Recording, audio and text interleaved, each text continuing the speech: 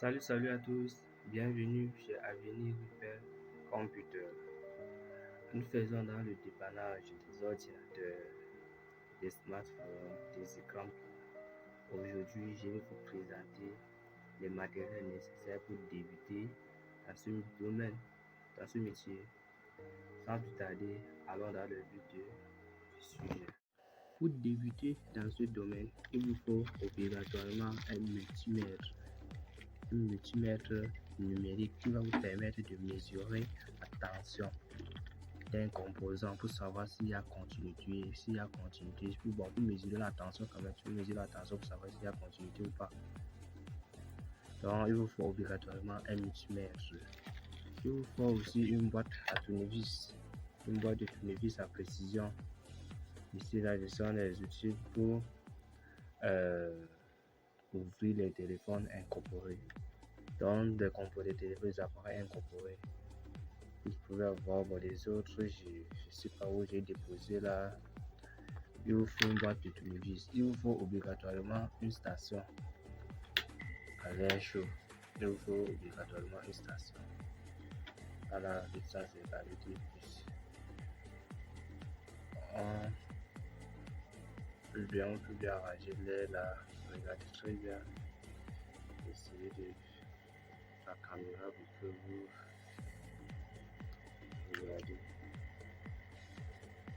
On voit très bien là. Bon. On règle l'air là. On voit.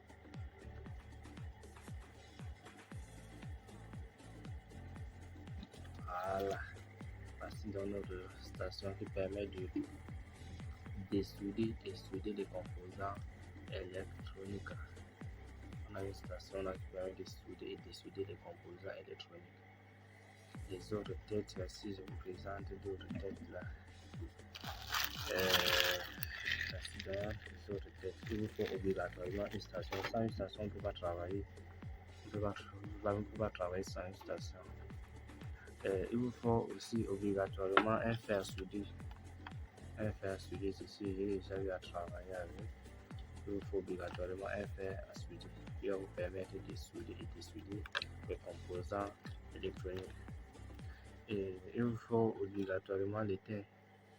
L'étain est là pour faciliter la soudure. Ça permet de souder et dessouder les composants. Ça permet de souder et dessouder les composants électroniques. Il vous faut obligatoirement la graisse. La graisse va vous permettre de dessouder le composant.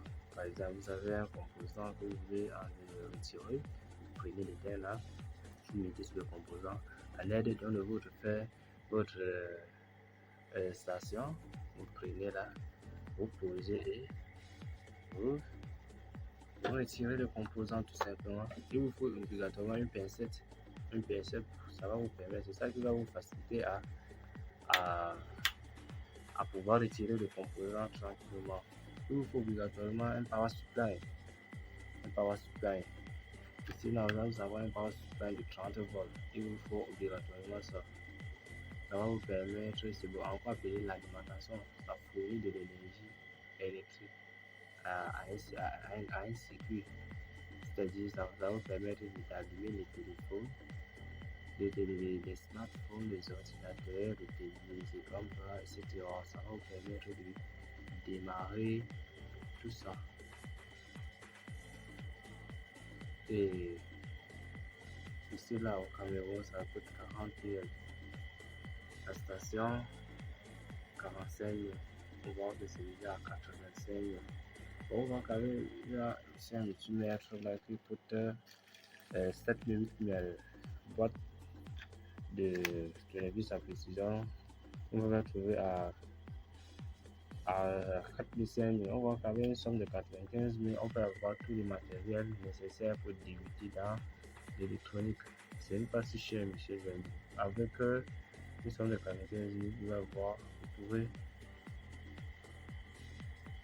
avoir les matériels nécessaires pour débuter dans ce domaine.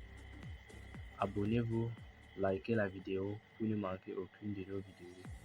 Parce que je ne sais pas, vous avez suivi le début de notre vidéo. Nous faisons dans le dépannage des ordinateurs,